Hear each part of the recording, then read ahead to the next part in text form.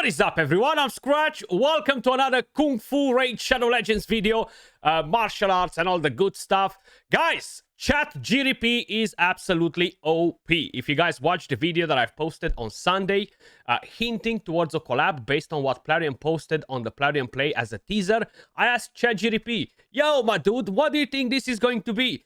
And ChatGPT answered and said, well, you know what? It's gonna be Teenage Mutant Ninja Turtles. I was like, no way that's coming to Raid Shadow Legends. Well, guess what, guys?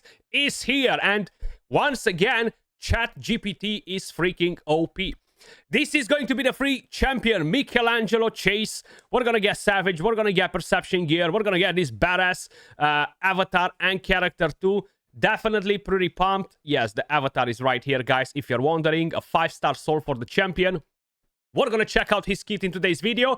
We're going to talk about the fusion because they are both pretty damn good. But I think I'm going to separate it into two different videos because I don't want to keep them too long. Starting with the free champion, guys, okay? Michelangelo. He was definitely one of my most favorite characters from the franchise. Just funny, goofy, right? I think he has overall a pretty good kit, right? This should be in live in-game, probably close to the time when you're seeing this video. We just got access to the test server. And no, Plarium did not confirm this with us before. All I knew was literally the leaks, right? And because Plarium did not confirm it or deny it, I assumed that, yeah, those leaks were real, right? And yeah, that's how everything right here looks like, exactly like the leak. Bash a bad guy twice and places an increased attack on Mikey if either hit is critical. Crack open a target's defense, smacks them hard, places a stun. That sounds so naughty. Places a stun debuff and spreads all debuffs to all enemies. Use Mikey's razor sharp wit to attack all enemies. Land important debuffs and places a taunt on himself. And the passive, evade enemy skills, team up with other TMNT and gain a shield based on Mickey's attack when he's hit. Well, let's see what exactly is this champion doing. So, I think they've done a pretty badass job with the animations. Now, I've seen an animation with him just chilling here, getting some pizza out, the rat running with his pizza. I'm not sure how I'm making that appear on the screen, but I've seen it. And I haven't managed to see it since. He's an attack-based champion, Spirit Affinity, from the Bannerlord faction. The only complaint I have about this event is the fact that they've put them in random factions that do not relate with it whatsoever. I don't think was a problem if all of the 4 turtles or 3 turtles were from the Lizardman faction. It doesn't matter if they're bringing more champions into that faction. But spreading them around in Bannerlord faction and Barbarian faction, like, what the fudge, Plarium? What have you been drinking when you actually decided to do that? That's my only complaint about the whole thing. But other than that, let's have a quick look at his kit. With the A1, Booyah! Attacks one enemy twice. If either hit was critical, places an increased attack buff on the champion for 2 turns. Actually sounds pretty nice. 4 books straight into damage. Then we have the A2 skill, Express Delivery. Attacks one enemy. Before attacking, has a chance of placing a defense down debuff on the target for 2 turns. And then has a chance of placing a stun debuff for 1 turn. And will ignore 25% of the target's resistance if the attack is critical. Which means that you need lower accuracy to get it done, which is pretty nice. Then applies a debuff spread effect, taking all debuffs from the target and placing them on all enemies. Will ignore 25% of each target's resistance if the initial attack was critical. Now, this debuff spread effect is crazy powerful. There are only 2 champions in the game that can do it. And no, I'm not talking about transferring 2 random debuffs like the plebs do. I'm talking about transferring all the debuffs. Only Chalco, Ashnar, and Michelangelo, Mikey, can actually do it in the entire game. And they are 1,000 champions in the game. And once again, because I know I'm going to say it in the comments, somebody's going to be like, no, Skratch, you have no idea what you're talking about. Vizier can do that. No, Vizier cannot do nothing but sit in the vault and have a good freaking nap. But other than that, guys, I think this is pretty good. Now, of course, he might not be the most powerful damage dealer. I'm not sure if they intended to give him good multipliers. We're going to have to find out. I will be doing a video on him, so definitely stay tuned for it. But other than that, this looks pretty good. Now, the A3 is an AoE attack, Shell Cyclone, and this will be on a 4-turn cooldown fully booked. Has a chance of placing a decreased attack debuff and a leech debuff for 2 turns, and will ignore 25% of each target's resistance if the attack is critical. Then will place a taunt buff on the champion for 2 turns. Definitely not bad. It is a bit odd with a taunt because he is an attack-based champion rather than a defense-based or something like that, and he could potentially get smacked really, really quick, right? But other than that, I think the kit is not bad. Like, it's not going to be the most OP or anything like that, but I think the kit is fairly decent. Then the passive has a 15% chance to evade an enemy skill and all of its accompanying effects. If this champion is under a taunt buff, the chance to evade increases to 30%. And whenever Leonardo, Donatello, Michelangelo, or Raphael attacks, this champion will join in the attack. And the active effect will place a shield buff equal to 300% of this champion's attack on the champion for 1 turn when they receive a hit. That's actually really, really good as a survivability mechanic. 300% of the attack can be a very fat shield, right? And yeah, on a 1-turn cooldown, doesn't require books in here. I think he's a pretty solid free champion. I don't necessarily think he is the best we've ever got, but he's by far the worst we've ever got. And we're going to get a 5-star soul for him. He's going to have utility progression-wise, utility in the Hydra. He could potentially be a good nuker, but we're going to test him out maybe today.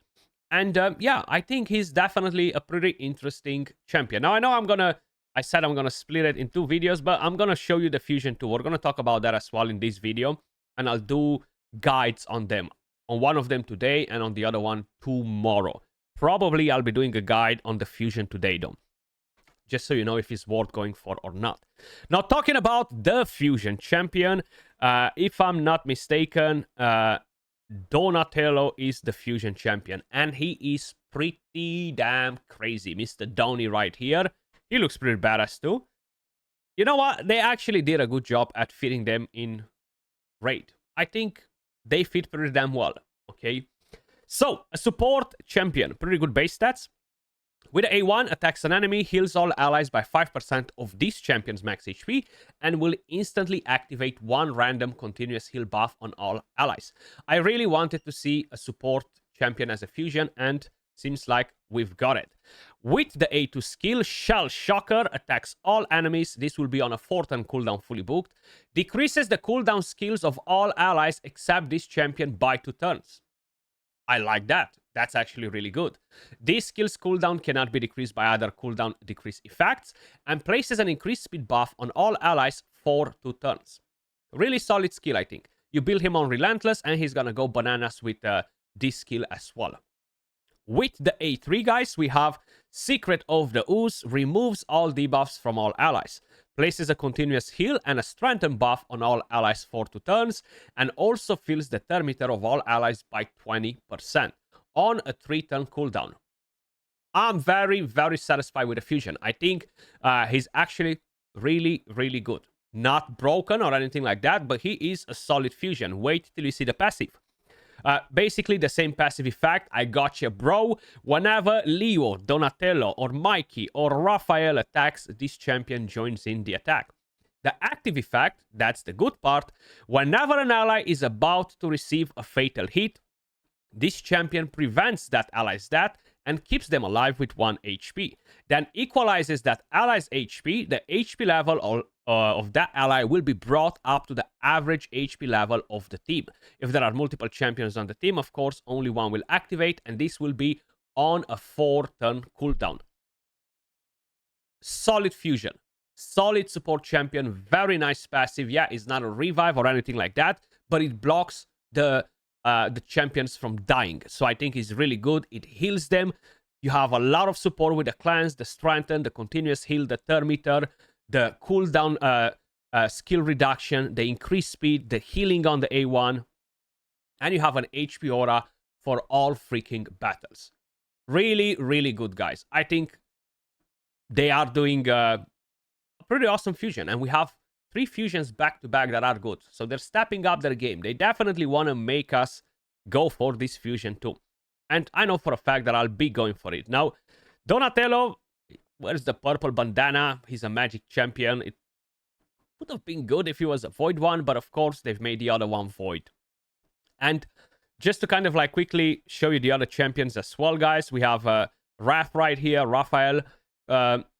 Not bad. He's an attack-based champion. It's all about the multipliers on him. If the multipliers are trash, he's gonna be trash, because he doesn't really bring anything to the table, unlike the other ones. So you have a block revive with a double hitter, some turn meter. Right here, an AoE attack that ignores shield and block damage if attacking under a berserk, and he needs to place it himself. If he's not under that, he will basically inflict higher damage to enemies under shield, and he will gain turn meter.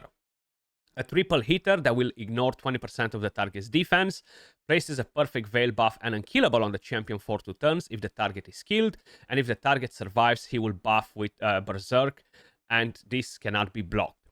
And then you have the passive, same story, he joins the attack with the rest, but he will place a berserk debuff on the champion for 1 turn when any champion dies, and has a chance of granting an extra turn when attacking under a berserk debuff placed by this champion.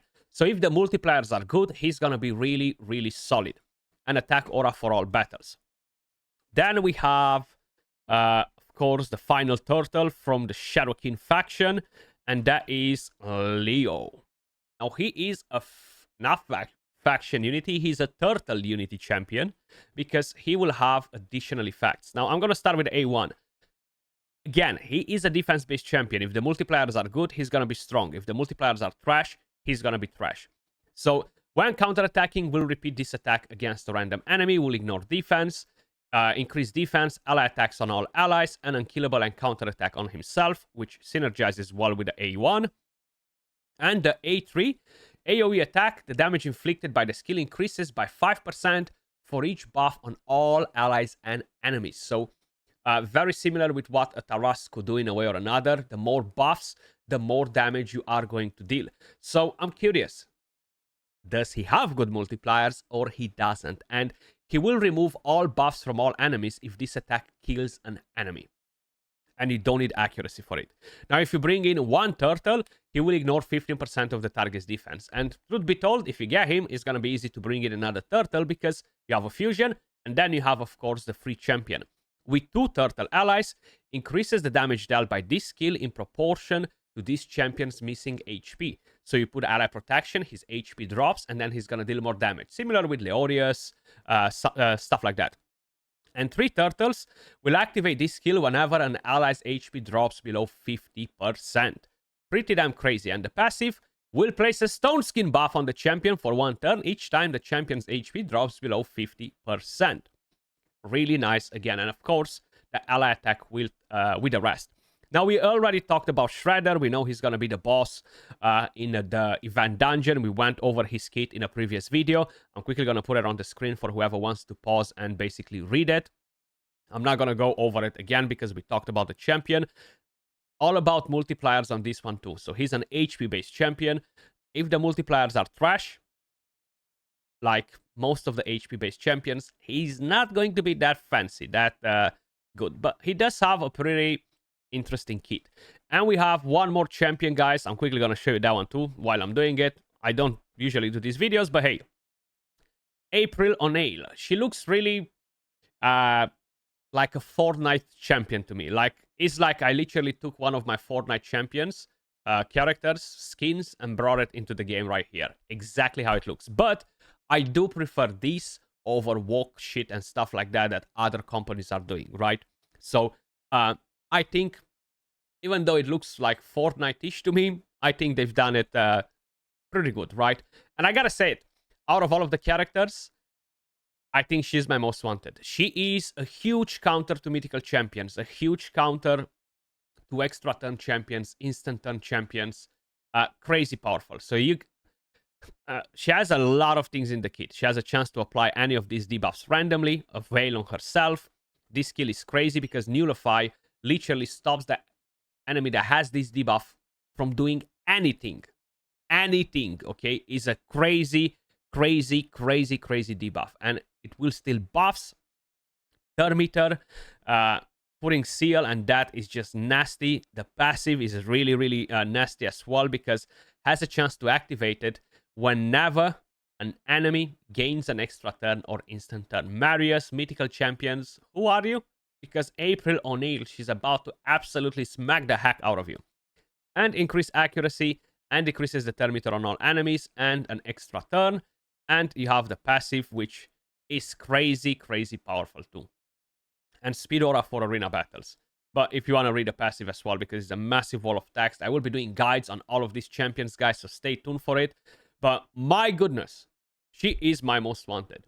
I think the other ones, they have the question mark multipliers. She doesn't have that. So for the moment, I want her. I want her. She is going to be freaking OP in PvP. That was everything for this video, guys. I am going for the fusion. I think we have an awesome fusion.